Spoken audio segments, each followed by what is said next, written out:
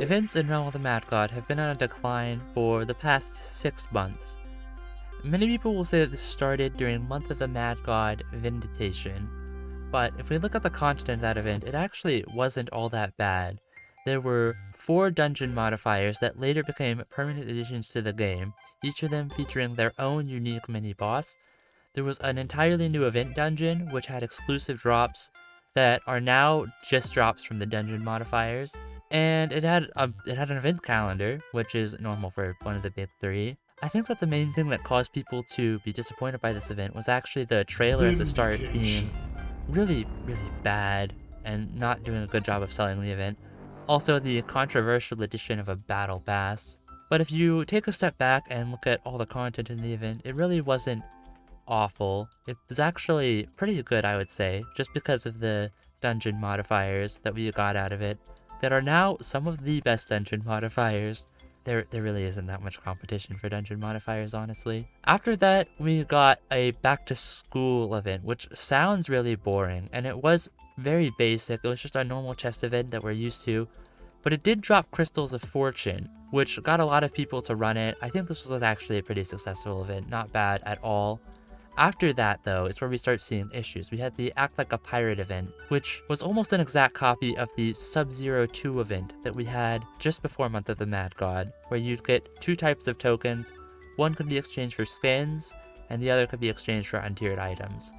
But this isn't bad, you know, if something works, you really don't need to fix it. Ultimately, it wasn't that bad, and we also had the Shatters rehearsal leaked at this point, which looked like it was going to be a very good event that would hold up to the quality of the events that we'd had in May and June. But then the Shatters rehearsal actually got here, and it was not good, to say the least.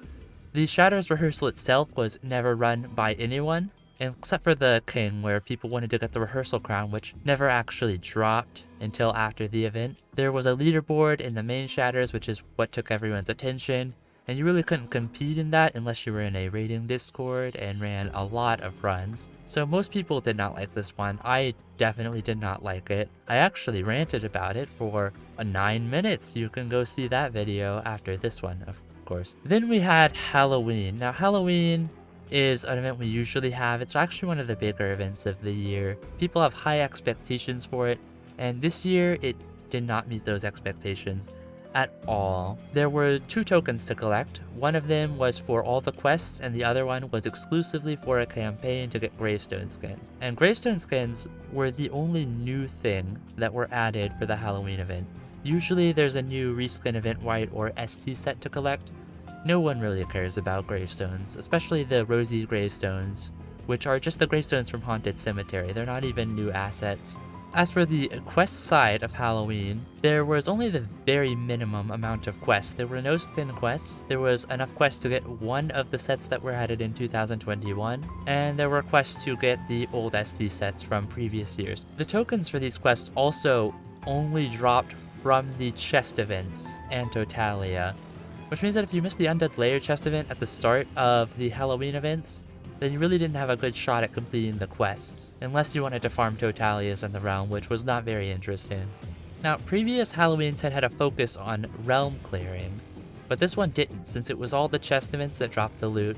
There was no incentive to do realm clearing except for the wine cellar chest at the very end of the event, which only dropped 1 event token, meaning that if you'd have done the Undead Lairs or any of the other event dungeons, you were not going to be running any wine cellars for the tokens, which was very sad. Normally Oryx 2 is the focus of the Halloween event. Even in 2020, which had a really weak Halloween event from what we're used to, it was focused entirely on Oryx 3. He was the only source of the brain tokens, which were used to get the new ST set for that year. After that, we had a normal event where we got 1.5 times experience in all of the dungeons that were to drop the new ST set tokens. That was for the Assassin set and the Necromancer set. Meaning there was an event in Lost Halls, Fungal Cavern, Nidarian Reef, and Puppet Master's Encore. Now that event's pretty normal for Deca, but I want you to remember the 1.5 times in Lost Halls, because 2 weeks later, they released seasonal characters, and now, normally they're supposed to have missions and a Battle Pass experience boost, but those weren't released yet. At this time, it was just the seasonal characters, and so to incentivize them, they did a community campaign where seasonal characters would run the bosses in Lost Halls, and then they did another 1.5 times experience and loot event in Lost Halls, just 2 weeks after we'd had the last one. Normally, the Exaltation Dungeon events are reserved for the big three. Now, of course, Exaltation Dungeon events aren't bad, and they get people to come in, but that was a little bit oversaturating, I think, and it devalues from the big three that we normally see, which maybe Deca isn't committing to the big three as much as they used to now that the battle pass and seasonality is a thing. The community goal for the community event promised a free runes event, another Exaltation Dungeon event, as well as a Chibi Oryx pet skin, which we did actually get in the end. But the very next week, when the Oryx 3 event was running, there was also a Wetlands speedrun event. Deca's done speedrun events before. We've gotten them pretty much every year since 2020, and they've improved a lot since then. In 2020, the first speedrun event, Tomb Runner, required you to supply your own keys for gold. The second one, you could buy them for fame, solo keys for fame, but you still need to provide all your consumables and characters. And then after that, they did it on testing, so you could easily access all the consumables you needed and all the items you would need for the speed run. They also had you record your speed run so they could review every run individually to ensure that there was no foul play. During this event though, they seem to have forgotten all of that. The Wetlands is a very random chance reliant dungeon. Sometimes the boss is very close and you can teleport to it with a rogue or a trickster. There's also a large amount of invulnerability between each phase, including some phases that have additional invulnerability, so if you got those, you would be at a disadvantage by just pure chance. But none of that mattered because there was also a leaderboard in-game, meaning none of the runs were reviewed. So the leaderboards were pretty much dominated by people who were abusing an HP scaling exploit. Because unlike the previous 3 speedrun events, this one had an unlimited number of players. You could fit up to 50 in the dungeon.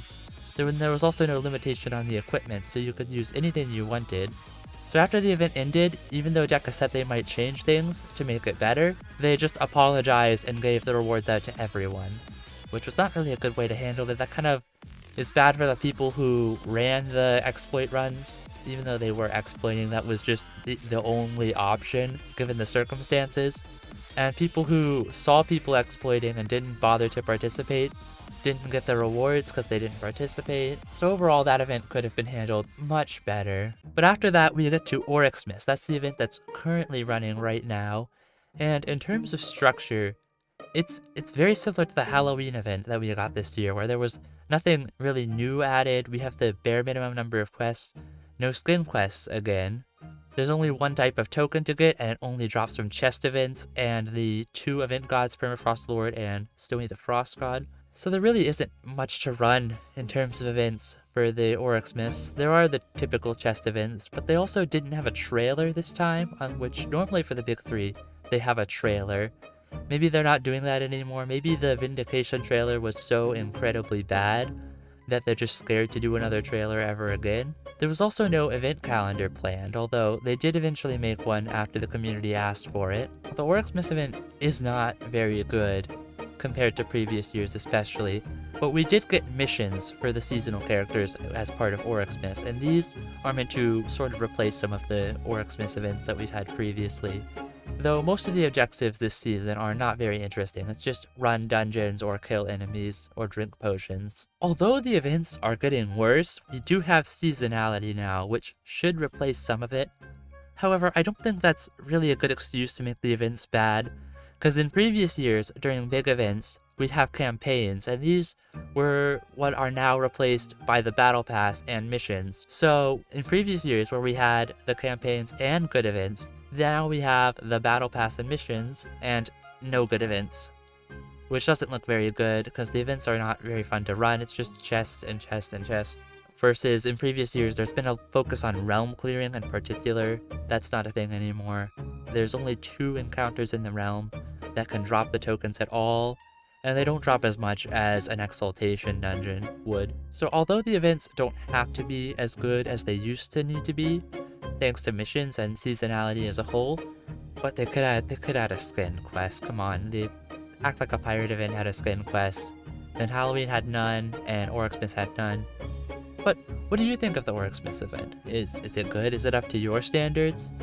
What about the other events we've had since Vindication, like the Act Like a Pirate, Shatters, rehearsal, 1.5 times experience, the Wetlands speedrun?